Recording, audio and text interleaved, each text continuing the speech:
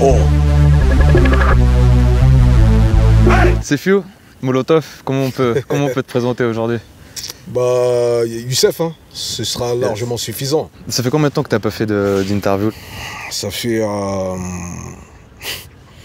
Là, tu vas réveiller des morts, frère.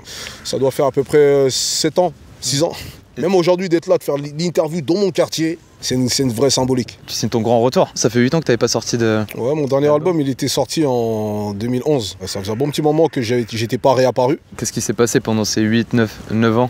J'avais besoin de revenir à une certaine réalité, avoir un petit peu plus de proximité avec mes proches, avec mes sœurs, avec mes frères, mes neveux, mes nièces, mes parents. J'avais besoin de ça. Pour moi, le plus important, c'est d'être en phase avec soi-même. Et là, aujourd'hui, tu reviens avec un 4e album, Youssef, qui s'appelle Youssef, ton prénom.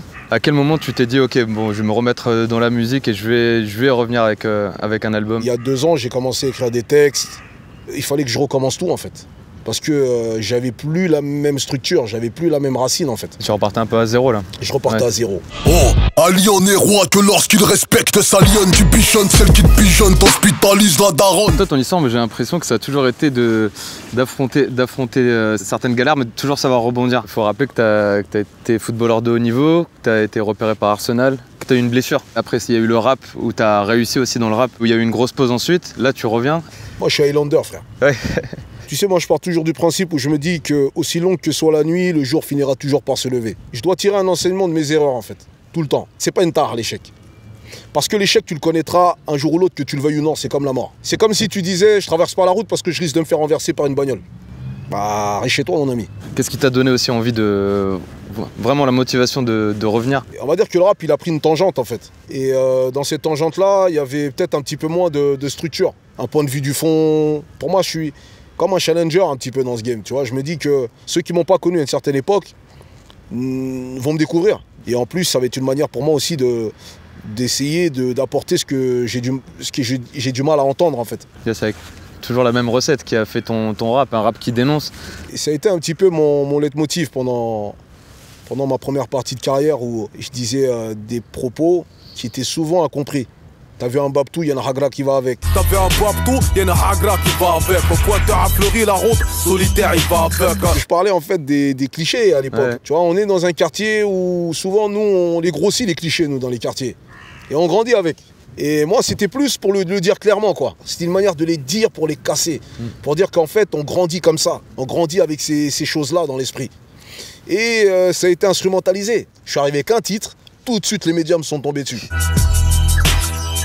93 Tu parlais de La vie qui va avec, ouais. Qui est un des classiques que tu as pu sortir en l'espace de 3 albums. Moi, il y a un truc qui m'avait marqué plus que tout, c'est quand tu avais fait Molotov 4 aux Victoires de la musique. Ah ouais, que tu étais descendu du toit. On rappelle. Ouais, on rappelle. Je suis là, Nagui, t'inquiète pas. Je me disais de toute façon, là là-dessus, je vais amener la street. Only Sous, vous étiez une trentaine de personnes, on était une quarantaine de personnes. Et c'est ouf, t'avais gagné du coup une victoire de révélation du public face à Julien Doré. Ouais, et Julien Doré face à toi. C'était une volonté aussi de ta part de représenter le rap et aussi de le défendre dans la scène musicale française. Tu disais que c'était de la musique française et que voilà, c'était. T'as ouvert aussi certaines portes au rap en fait. C'est la victoire de la musique urbaine, la victoire du rap, la victoire du hip-hop, la victoire des couleurs, du melting pot. Bah, moi j'ai essayé en fait de dire que la musique française, c'est aussi la musique des quartiers. Les quartiers font partie de la France. Et c'était une période où le rap et les quartiers étaient encore plus qu'aujourd'hui mis de côté. Exactement, il y avait une fracture qui était beaucoup plus importante. Ça le tue quoi. Ça frérot, la forme, tranquille. Hey Hugo, ça va ou quoi mon gars? La forme, tranquille. Ça va comme ça frérot, la forme, ça les frères. Ça c'est les petits refrains ça. À cette époque, tu étais au sommet de ta carrière, donc tu avais sorti plein de classiques sénégalo-rouskoff aussi. Oh, y'a pas de zigzag, c'est le retour Zizou, flow bisou, Dakar d'ici Ouzo. Il y avait une volonté chez toi aussi de représenter les quartiers, représenter le Sénégal, représenter Aulnay-sous. Tu sais moi, je fonctionnais en fonction de ce que la société nous renvoyait.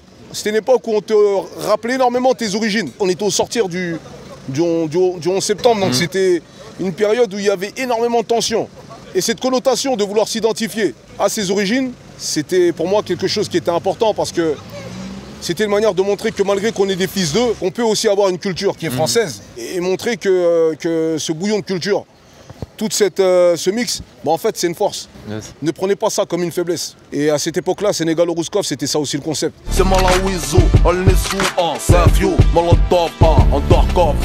voilà, il y a eu Sénégalo-Rouskov, des gros bangers, comme on dit aussi. Des grosses collabs comme 187, ça fait mal. J'habite où mais t'es fou. J'habite à Olessou, c'est Molotov, c'est Et t'as aussi une particularité qui a fait, Sefiu, c'est les gimmicks, les O. Ça crée un personnage, je sais pas si t'as pu voir quand on discutait toi avec Dinos et Fianso. Ouais. Ils étaient comme des gamins qu'on a parlé de toi. Franchement, quand je commençais à rapper, je rappais avec une voix grave parce que je voulais rapper comme lui. Un Dark Power, c'est un vieux Molotov. Chauve, je t'arrache les cheveux même si t'es trop chauve. Toi, c'est un truc auquel t'as toujours fait attention ou ces gimmicks-là, par exemple, c'est arrivé genre naturellement? Non, ça arrivait naturellement. Vraiment naturellement. En fait, la première fois que j'ai fait cette gimmick-là, c'est arrivé en studio parce que, en fait, j'étais en train d'enregistrer un titre. Et je me trompais à chaque fois. Et je faisais tu vois, je faisais des trucs comme ça. Et du coup, le acid, il est resté, tu vois. C'est la folie, c'est la folie. Tu connais. C'est Moloki, décharge en manus. Kalachnikov. Sefiu, quand ça arrivait, c'était trop. T'as été l'un des premiers, enfin ou peut-être le premier, je crois, rappeur français à visage couvert, on va dire semi-couvert. Je dirais le rappeur inconnu le plus connu. Parce qu'en fait, moi, on me reconnaît pas en réalité. Je rentre dans un restaurant, on me reconnaît pas. C'est à partir du moment Où tu parles? Voilà, exactement.